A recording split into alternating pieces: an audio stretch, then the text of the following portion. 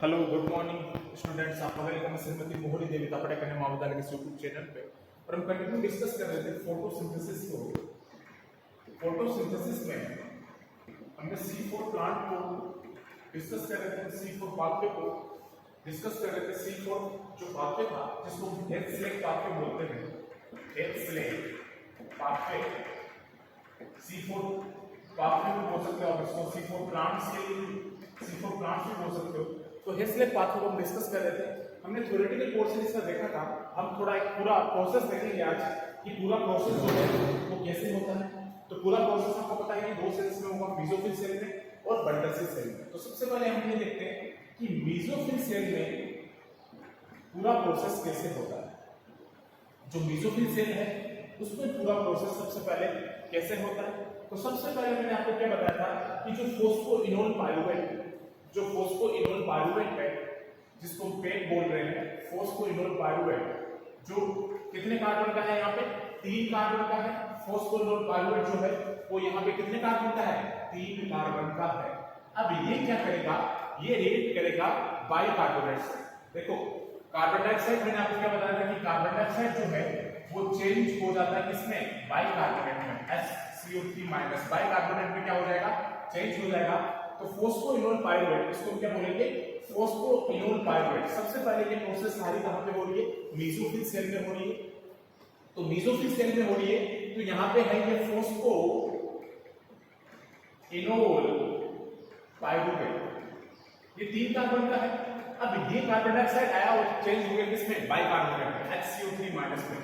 तो phosphoenol pyruvate जो है वो रिएक्ट करेगा बाइकार्बोनेट से और यहाँ पे जो एंजाइम काम करेगा वो होगा पेप कार्बोक्सिलेज। कौन सा एंजाइम होगा, पेप कार्बोक्सिलेज एंजाइम। ये भी मैंने आपको बताया था। हमने रफ प्रोसेस आपने देखा था वहां तो मैंने आपको नहीं बताया था, लेकिन पेप अगर कन्वर्ट हो रहा है, पेप रिएक्ट कर रहा है किससे, बाइकार्बोनेट से, क्योंकि कार्बन डाइऑक्साइड आएगा वो चेंज हो जाएगा किसमें, बाइकार्बोनेट में। तो यहाँ पे जो एंजाइम काम करेगा वो कौन सा होगा, पेप कार्बोक्सिलेज। कौन सा एंजाइम होगा स्टूडेंट्स, पेप कार्बोक्सिलेज होगा। अब ये दोनों आपस में रिएक्ट करके ये कहां क्या बनाएंगे, ऑक्जेलो एसीटेट। ये क्या बनाएंगे, ऑक्जेलो एसीटेट बनाएंगे। और ये रिएक्शन कहां पे हो रही है, मेसोफिल सेल में। अब ये ऑक्जेलो एसीटेट बनाएंगे तो ये ऑक्जेलो एसीटेट कितने कार्बन का है, यहाँ पे 4 कार्बन का है। ऑक्जेलो एसीटेट यहाँ पे कितने कार्बन का है, 4 कार्बन का है। तो ये आपको ध्यान में रखना है कि मेसोफिल सेल में प्रोसेस जो है वो स्टार्ट हो रही है। और यहाँ पे स्टार्टिंग में जो फोस्फोइनोल पाइरुवेट है जो 3 कार्बन का है, कार्बन डाइऑक्साइड आएगा और वो बाइकार्बोनेट में चेंज होगा। और फोस्फोइनोल पाइरुवेट जो है वो बाइकार्बोनेट से क्या करेगा, रिएक्ट करेगा। और साथ में जो एंजाइम होगा, यहाँ पे जो एंजाइम काम करेगा वो कौन सा होगा, पेप कार्बोक्सिलेज। कौन सा एंजाइम होगा स्टूडेंट, पेप कार्बोक्सिलेज एंजाइम होगा। और ये फिर कन्वर्ट हो जाएगा किसमें, ऑक्जेलो एसीटेट में। और ऑक्जेलो एसीटेट जो है वो यहाँ पे कितने कार्बन का होगा, 4 कार्बन का होगा। अब इसके बाद क्या होगा, मैंने आपको बताया था कि यहाँ पे रिवर्सिबल रिएक्शन होगी। कौन सी रिएक्शन होगी, रिवर्सिबल।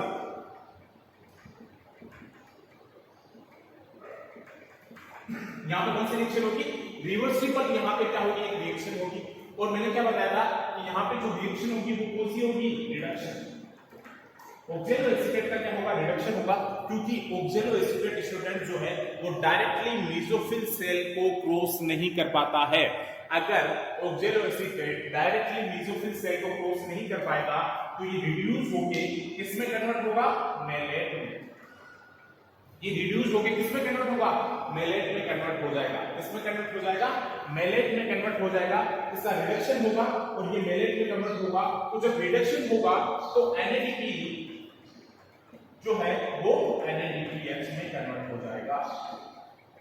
क्लियर आपको, जब रिडक्शन होगा तो NADP जो है वो NADPH में क्या हो जाएगा, कन्वर्ट हो जाएगा। तो आई होप कि आपको अंडरस्टैंड हो रहा है कि मेसोफिल सेल में सबसे पहले प्रोसेस जो है वो स्टार्ट हो रही है मेसोफिल सेल में। तो यहाँ पे फोस्फोइनोल पाइरुवेट जो है वो कितने कार्बन का है, 3 कार्बन का है। फोस्फोइनोल पाइरुवेट जब 3 कार्बन का है यहाँ पे, तो यहाँ पे कार्बन डाइऑक्साइड आया। हमने जब रफली प्रोसेस देखा था वहां हमने क्या देखा था कि फोस्फोइनोल पाइरुवेट जो है वो डायरेक्टली किसे बाइंड करेगा, कार्बन डाइऑक्साइड से। लेकिन कार्बन डाइऑक्साइड आके चेंज हो रहा है किसमें, बाइकार्बोनेट में।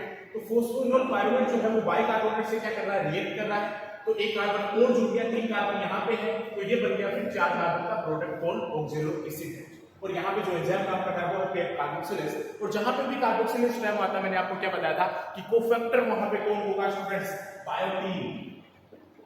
जहां पे भी कार्बोक्सिलेज आपको टर्म याद आएगा, जहां भी ध्यान आएगा वहां पे जो अगर आपको पूछा जाता है एग्जाम में कि कार्बोक्सिलेशन रिएक्शन या कार्बोक्सिलेज एंजाइम के लिए जो कोफैक्टर है वो कौन सा होगा, तो आपको आंख बंद करके क्या करना है, बायोटीन करना है। और रिडक्शन के लिए तो आपको पता है जो कोफैक्टर जो हमने देखा था, जहां मैं आपको एंजाइम पढ़ाया था वहां मैंने कोफैक्टर भी पढ़ाया था आपको। तो आप इन चीजों को ध्यान में रखना कि रिडक्शन जो NADP है, Na+, है, इनके रिडक्शन में कौन सा कोफैक्टर काम में आता है। तो ये जब ऑक्जेलोएसीटेट में कन्वर्ट हो गया, क्योंकि 4 कार्बन का ही कंपाउंड बनता है C4 प्लांट में। अब ऑक्जेलोएसीटेट में जब ये कन्वर्ट हो गया तो ऑक्जेलोएसीटेट डायरेक्टली मेसोफिल सेल को क्रॉस नहीं कर पाता है और बंडल सेल में नहीं जा पाएगा। तो अगर डायरेक्टली बंडल सेल में नहीं जा पाएगा तो इसको कोई इंटरमीडिएट तो बनाना पड़ेगा। तो इंटरमीडिएट बनाने के लिए यहाँ पे रिवर्सिबल रिएक्शन करेगा और इसका क्या होगा, रिडक्शन होगा। और रिडक्शन होगा तो NADP का रिडक्शन होगा और वो चेंज हो जाएगा किसमें, NADPH में। NADPH में चेंज हो जाएगा तो यहाँ पे क्या हो गया, रिडक्शन हो गया। और मेलेट और क्या बनेगा, मैंने आपको क्या बताया था, एस्पार्टेट भी बन सकता है। यहाँ पे मेलेट भी बनेगा और एस्पार्टेट भी बनेगा। मींस यहाँ पे सटल सिस्टम काम करता है। मेलेट एस्पार्टेट सटल सिस्टम भी बनता है। तो मेलेट बन गया यहाँ पे और एस्पार्टेट भी यहाँ पे बन सकता है। तो दोनों कंडीशन यहाँ पे क्या होगी, बनेगी। अब क्या होगा, अब मेलेट अगर बन गया तो मेलेट जो है वो इजीली क्रॉस कर सकता है किसको, मेसोफिल सेल को। मेलेट जो है वो इजीली क्रॉस कर सकता है किसको, ये फिर किसमें आ सकता है, बंडल सेल में। ये इतनी प्रोसेस जो है वो कहां पे हुई है, वो हुई मेसोफिल सेल में। इतनी प्रोसेस जो है वो यहां पर कहां पे हुई है, मेसोफिल सेल में। तो ये ध्यान में रखना कि मेसोफिल सेल में जो स्टार्टिंग है वो स्टार्टिंग कैसे होगी कि सबसे पहले फॉस्फोलिपिड पाइरुवेट है जो 3 कार्बन का कंपाउंड है।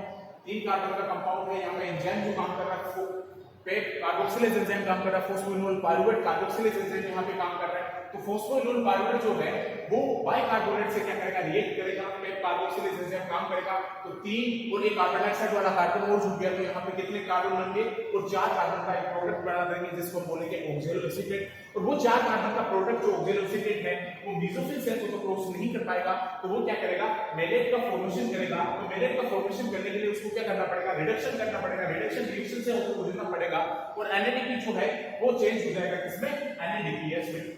NADP क्या हो जाएगा, NADPH में चेंज हो जाएगा। और ये जो रिएक्शन है वो रिवर्सिबल रिएक्शन होगी। मींस ये जो साइन है आपको पता है कि कौन सी रिएक्शन है, रिवर्सिबल है। इरिवर्सिबल रिएक्शन भी आपको पता है कौन सी होती है, रिवर्सिबल रिएक्शन भी आपको पता है कि कौन सी होती है। ये मैं आपको बता चुका हूं कि रिवर्सिबल रिएक्शन क्या होती है, इरिवर्सिबल रिएक्शन क्या होती है।